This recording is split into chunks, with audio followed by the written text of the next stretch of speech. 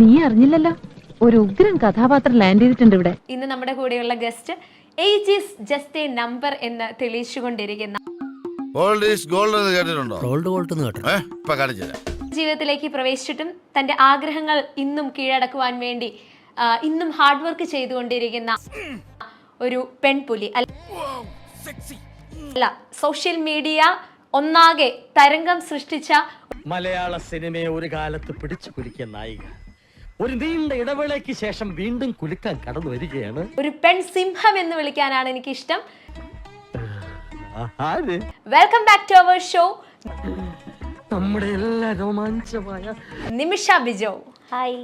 എങ്കിൽ ഞങ്ങൾ പോകാതെ ഇരിക്കടോ, സുനാമി ഭൂകമ്പൊക്കെ വന്നിട്ട് നമ്മൾ പിടിച്ചിരിക്കുന്നില്ലേ.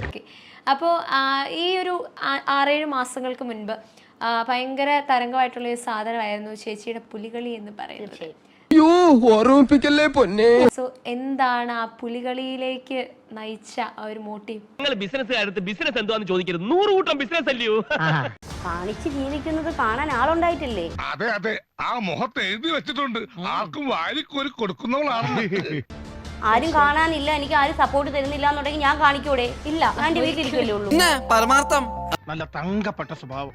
നീ വന്നപ്പോ തുടങ്ങി എനിക്ക് ഇച്ചിരി ഒരു എല്ല് കൂടുതൽ എനിക്കുണ്ട്.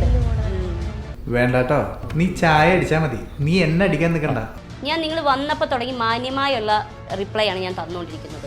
ഒരു പരിധിയുണ്ട്, കുറെ നേരം കിടന്ന് കണാന്ന് ഉണ്ടാക്കാൻ തുടങ്ങിയിട്ട്. ഒരു ഇന്റർവ്യൂവിന് വിളിക്കുമ്പോ ഇങ്ങനെയാണോ ചോദിക്കേണ്ടത്? ചോദിക്കുന്ന ഒരു മര്യാദയുണ്ട്. ഇതൊരു പബ്ലിക് പ്ലേസാ, ഞാനൊരു പെൺകുട്ടിയും കുറച്ചുകൂടി മാന്യമായിട്ട് സംസാരിക്കണം.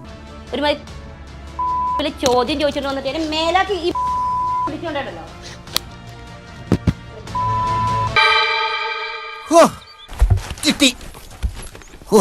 കേരളത്തിൽ ഇത്രയും പൂക്കളുണ്ടായിരുന്നു, ഇതൊക്കെ ഏത് കാട്ടിലാണോ? നിങ്ങൾ അകത്തേക്ക് ഇരിക്കും, ഞാനൊരു 4-4 തെറി കൂടെ കേട്ടിട്ട് വരാം. നിങ്ങൾ തന്നെയാണോ പറഞ്ഞ വലിയ സോഷ്യൽ മീഡിയ താരമാണെന്ന് പറഞ്ഞു. താരത്തോട് ചോദിക്കുന്ന ചോദ്യമാണ് ഈ ചോദിച്ചത്.